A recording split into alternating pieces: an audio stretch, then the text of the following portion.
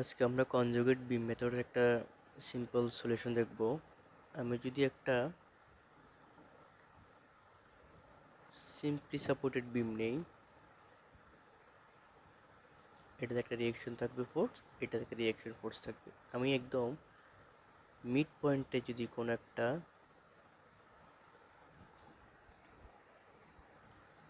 M না, আমি এখানে একটা পি লোড নিলাম।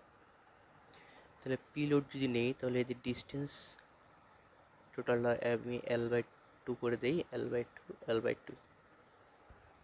তাহলে এখানকার যে মোমেন্ট ডায়াগ্রামটা হবে সেটা আমরা আঁকবো। মোমেন্ট ডায়াগ্রামটা আঁকার আগে আমরা এখানে যে লোড রিঅ্যাকশন ফোর্সগুলো পাবো সেটা হচ্ছে P/2, P/2 যেহেতু সিম্পলি সাপোর্ট আছে তাই। তাহলে আমি একটা পয়েন্টে যদি এই পয়েন্টে যদি আমি মোমেন্টগুলো নেই, তাহলে এই পয়েন্টে মোমেন্ট হবে আমার এটার জন্য উপর দিকে তার পজিটিভ মোমেন্ট, এটা হবে P/2 ইন্টু L/2। আবার এটার জন্য সেম আমি এরকম একটা মোমেন্ট পাবো P/2 ইন্টু L/2। তাহলে আমি যদি এটা হচ্ছে আমার মোমেন্ট ডায়াগ্রাম।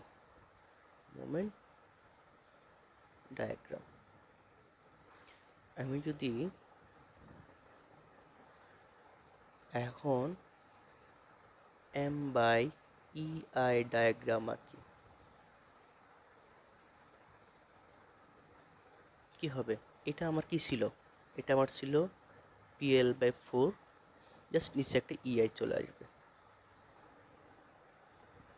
এটা আমার কি ছিল? এখানে আমার PL/4 ছিল, নিচে শুধু EI চলে আসবে।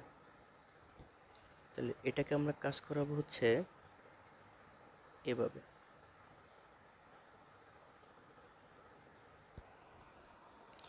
এখন আমি যদি এটাকে সি পয়েন্ট দেই, এটাকে এ পয়েন্ট দেই, এটাকে বি পয়েন্ট দেই, তাহলে আমি যদি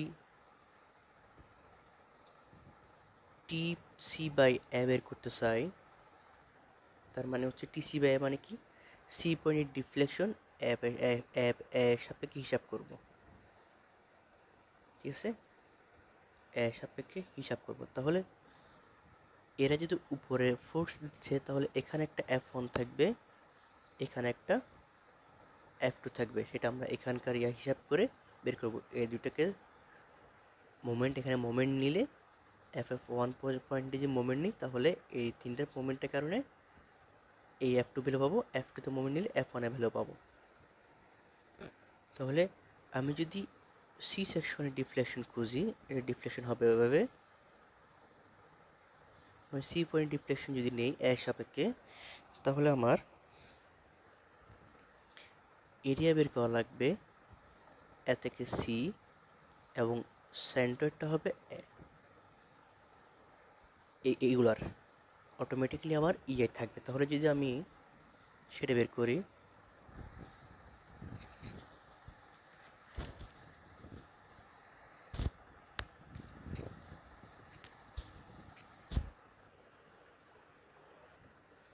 তাহলে এই সি পয়েন্ট আমার ডিফ্লেকশনের জন্য আমি সি পয়েন্টে মোমেন্ট ধরবো। মোমেন্ট অ্যাট সি পয়েন্টে যে মোমেন্ট নিতে চাই, তাহলে এক পাশ এ পাশ অথবা এ পাশ আমি নিতে পারবো চাইলে। আমি সি পয়েন্টে মোমেন্ট নিলেই আমার ডিফ্লেকশন অফ সি পয়েন্ট চলে আসবে। আমি যেহেতু এ সাপেক্ষে করছি, আমি এর পাশে নিব, এটা যেহেতু এ, এটা বি, তাহলে যেহেতু এর সাপেক্ষে করতেছি তাহলে এর পাশে এতটুকুতে আমি মোমেন্ট নেব। এখানে কি আছে? এটা যদি মোমেন্ট নেই তাহলে F1, এই রিঅ্যাকশনগুলো উপরের দিকে আছে, যেটা আমার একটা ক্লকওয়াইজ বা পজিটিভ দিবে। তাহলে আমি পজিটিভ এটা এরিয়াটা বের করবো আগে। যে যে ট্রায়াঙ্গেল 0.5 ইন্টু বেস হচ্ছে L/2 ইন্টু হাইট হচ্ছে PL/4EI, এবং এখান থেকে সেন্টারটা হচ্ছে 1/3 অফ এতটুকুর L/2। তাহলে এটা গেল আমার, এটার মোমেন্ট গেল। এখন যদি এটার মোমেন্ট নেই, এটা যেহেতু নিচের দিকে আছে, এটা অ্যান্টি ক্লকওয়াইজ দিবে, বিমটা ডিফ্লেকশন হবে এভাবে, আমি নেগেটিভ দিলাম F1, F1 কি হবে, F1 হবে হচ্ছে F1 ইন্টু এ পারপেন্ডিকুলার ডিস্টেন্স, এই ডিস্টেন্স হচ্ছে L/2। তাহলে আমি সি বিন্দুতে মোমেন্ট পেলাম। আমি যদি বি বিন্দুতে মোমেন্ট ধরতাম তাহলে কি হইতো, প্রত্যেকটার এই ট্রায়াঙ্গেল এবং F1 এর জন্য আমার যে মোমেন্ট আসে সেটা এখানে দিতে হবে।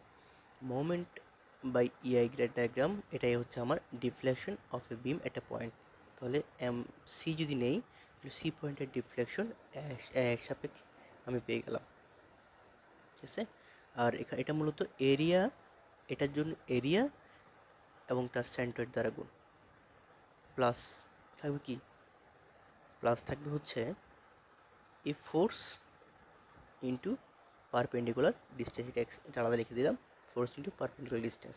তাহলে কী হলো, এটা হলো এরিয়া এ, এটা হলো এক্স বার, এটা হলো ফোর্স, এটা হচ্ছে পারপেন্ডিকুলার ডিস্টেন্স। এভাবে আমরা আসলে কনজুগেট বিম মেথডের কোনো একটা পয়েন্টের ডিফ্লেকশন কত হবে সেটা আমরা বের করি। আজকে হচ্ছে এতটুকু, বাকিটা আমরা পরবর্তী ভিডিওতে দেখবো ইনশাআল্লাহ।